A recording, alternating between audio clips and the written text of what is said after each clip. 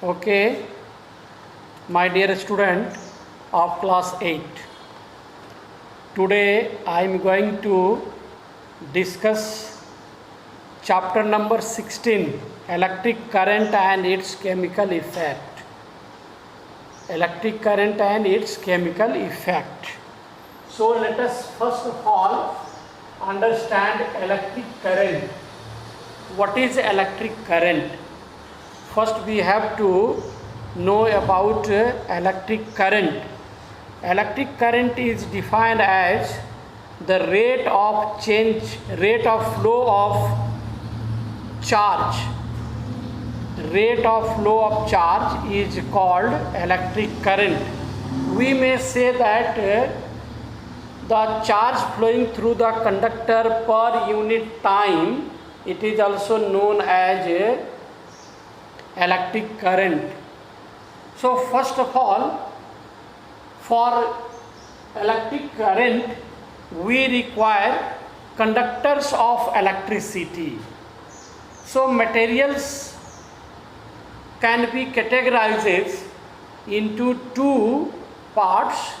One is conductor of electricity, and or you can say good conductor of electricity, and other is poor conductor of electricity. In general, materials are divided into two, conductor and insulator, but in certain condition, certain situation, all the materials may conduct, and therefore it is better to say that materials can be categorized into two. Number one, good conductor, and number two, poor conductor. So good conductor and poor conductor may be told as insulator. Good conductor is a material through which charge can flow or electricity can be passed. That is known as good conductor of electricity.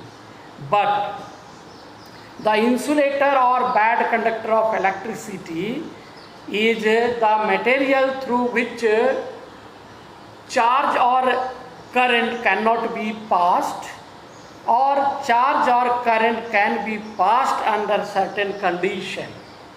For example, air is bad conductor or it is insulator, bad conductor of electricity. But you might have heard, you might have learned in class 7 that there is a lightning.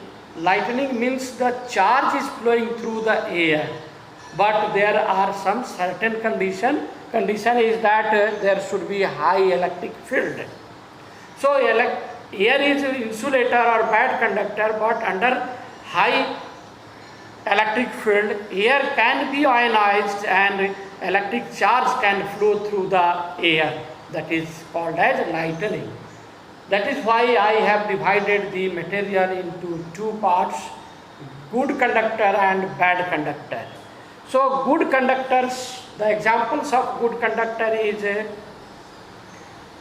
aluminum, copper, silver, iron, etc. Metals. Non-metals are bad conductor. Not necessary, there is an exception, as graphite is a good conductor of electricity. So these are the example of good conductor. Plastic, wood, bakelite, these are the bad conductor, or you may say insulator of electricity. But plastic do not pass the charge, but it may be charged. So plastic or such type of material is also called as a poor conductor of electricity. So according to your book syllabus, conduction through liquid, how the electricity will pass through the liquid.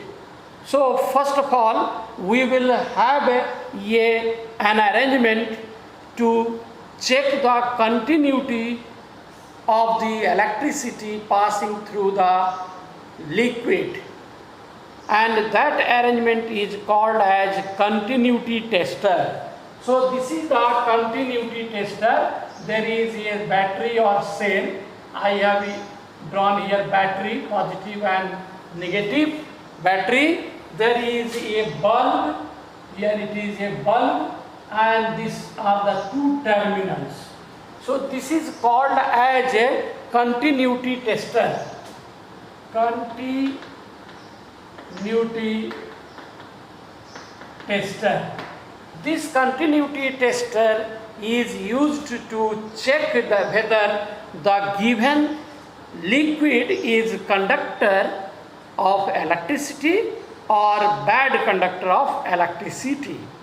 So to check it, we will have to take a liquid.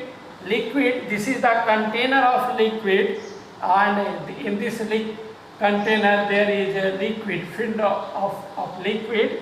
This is the container, and here is the liquid. So if the liquid, this terminal is taken into the liquid, and this terminal is also taken into the liquid, if this bulb glows, then this liquid is a good conductor. Okay? If this continuity tester, terminal of the continuity tester is taken into the liquid, whose continuity is to be checked, whether the liquid is conductor, good conductor or poor conductor. If these two terminals are taken into this liquid and bulb glows, then this liquid will be good conductor. If it does not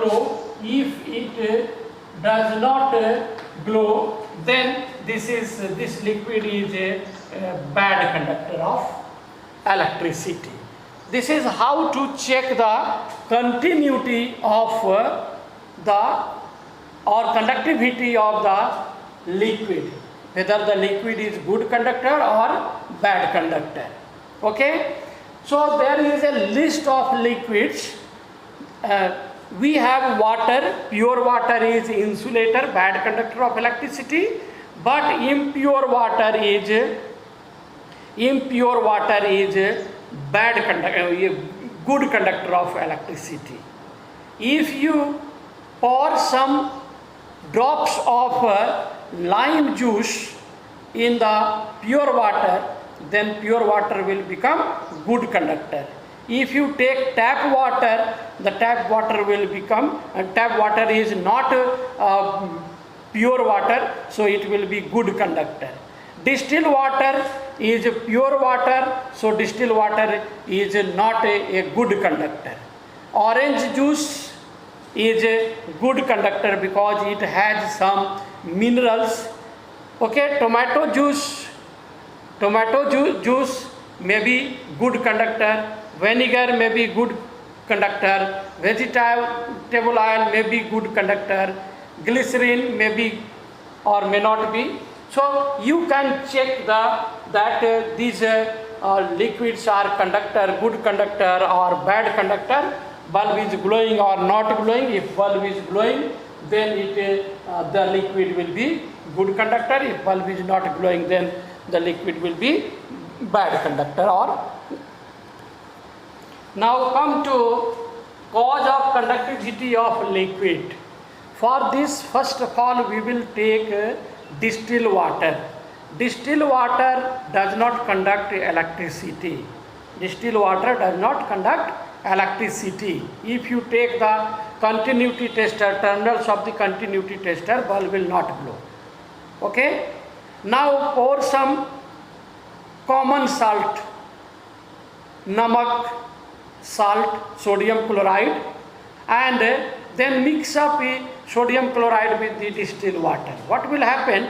Distilled water will now become impure, and some solutions are given, so that will become conducting. Now take that continuity test, terminals of the continuity tester in the solution of distilled water and sodium chloride. You will see that bulb is glowing. Bulb is glowing. So now this becomes conductor. Conduct karne laga. Now, So what is the reason behind it? क्यों ये conduct करने लगा?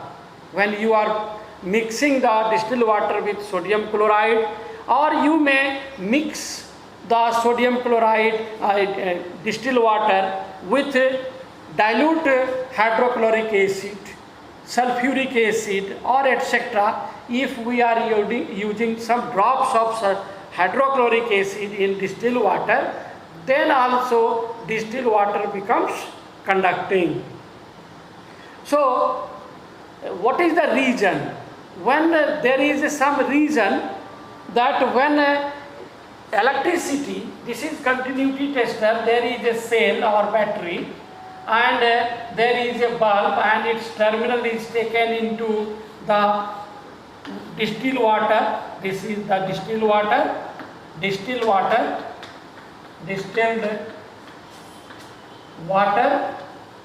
plus sodium chloride NaCl. Now this liquid, this bulb is glowing. This bulb is glowing. So this mixture, distilled water and sodium chloride, mixture of these two, becomes good conductor of electricity. So what is the reason? Only distilled water is not a good conductor, it is bad conductor. When we are adding NaCl, sodium chloride, it becomes conducting. So this liquid is taken into this container is called as electrolyte. Electrolyte. Electrolyte can conduct electricity because it has two types of ion, sodium ion and chlorine ion. Here sodium ion and chlorine ion. So this is divided when NaCl is mixed up with distilled water. NaCl is divided into two ions, sodium ion and chlorine ion. So these ions are responsible for conducting the liquid. So ions are main reason to make a liquid conducting. So conductivity of liquid depends on their ions present in the liquid. So ions is the most important. Now question arises that what do we mean by electrolytes? Electrolytes किसको कहते हैं? Electrolytes is a compound that conducts electricity in the molten phase, molten state or aqueous state, and when electricity is passed through the molten material compound, then it goes decomposing. Decomposing means it going to be divided into ions, positive and negative ions. When the current is passed through the compound, molten compound, what will happen due to current, due to electricity, the molten material, the compound or the aqueous solution goes on breaking into many ions, positive and negative ions, and ions are the responsible for the conduction of the electricity through the liquid. So electrolyte is nothing, it is the aqueous solution of two aqueous solution. So aqueous solution may be electrolyte, and electrolyte is divided into two parts. One is a strong electrolyte and other is weak electrolyte. A strong electrolyte means more and more ions are free to conduct the electricity through them. And weak electrolytes means some less number of ions are present for conducting electricity through the liquid. So you have some examples of strong electrolytes like seawater, nitric acid, copper sulfate solution, sodium chloride and sulfuric acid. These are the strong electrolytes. And whereas the examples of weak electrolytes are ordinary tap water is weak electrolyte, oxalic acid, carbonic acid, ammonium hydroxide and citric acid, these are the weak electrolytes. Weak means the electricity will pass, but the time delay will be more. And a strong electrolyte means electricity will pass easily through the aqueous solution in which ions are present. On this basis, on the basis of this theory, aqueous solution, mixing of the two types of one liquid and other solids, making aqueous solution, making more numbers of free ions in the solution or less number of free ions of solution is become very, very important. On this basis, we have, scientists had made the Voltaic cell.